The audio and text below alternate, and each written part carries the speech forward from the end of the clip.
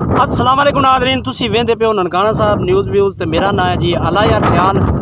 अज सवा किला 70 है साडा ते उस 70 नूं ना अज असीं गत्तन लगे हैं। जिहड़ा बद्दल है ना, बद्दल भी अजकल जिमीदारां नूं बड़ा तंग कर रहा है।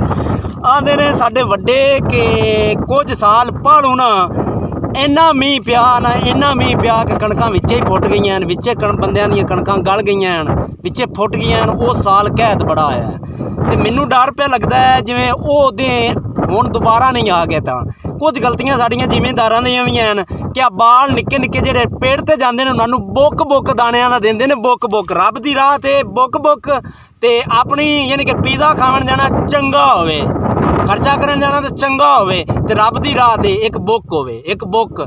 यार मैनूं लगदा साड़ियां गलतियां ने। बाल अल्लाह दे जी हुंदे ने, निक्के निक्के बाल अगे तो डींदे हैं टोपे या किसी के पेड़ ते वग जाना तो उन्होंने बालों नूं चंगा राजी करना, किसी 5 किलो दाने दे देने, किसी 10 सेर देने। फिर अगले दिन यकीन करो कल मैं वेंदा पे एक थां ते पेड़ पर चवें तो बालों नूं बुक बुक दाने का पे देवे बुक 5 रुपये या 10 रुपये बननगे। यार कोई खुदा दा खौफ करो, कोई अल्लाह दी राह ते भी दे लो। शायद ये साडी कोई पता नहीं किसे बाल दे उस हरकत तो किसी बाल दे मूँह दे विचों कोई चंगी दुआ निकल आवे तो रब साडी सुन लवे।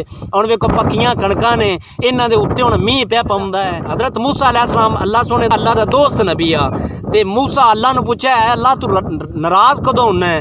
ते अल्लाह सोने ने फरमाया कि मूसा मैं उदों नाराज़ हुन्ना जदों बेमौसमियां बारिशां देवां। बेमौसमियां बारिशां ये मेरियां निशानियां ने नाराज़ होण दियां। ते वेख्या जे किते रब साडे तो अपना नाराज़ तो नहीं होया पिया। इन्हां नूं दाने जेहड़े हर बंदा को सिट्टे चुकदा है, को की करदा है। हर बंदे माड़े या तकड़े नूं इन्हां दिनां दी आस हुंदी है कि यार मैं को दाने बना लवांगा खाण जोगा। मन है यार बुक बुक दाने जेहड़े दिंदे हो इन्हां नाल को वधा भी लो, रब दी राह ते वधा के दे लो। ये हर शै इत्थे ही रह जानी है। मेरियां गल्लां अगर तुहानूं कौड़ियां गिनाण नूं लगियां होण ते मेरी हत्थ बन के माफ़ी है जनाब, मैं माफ़ी चाहना।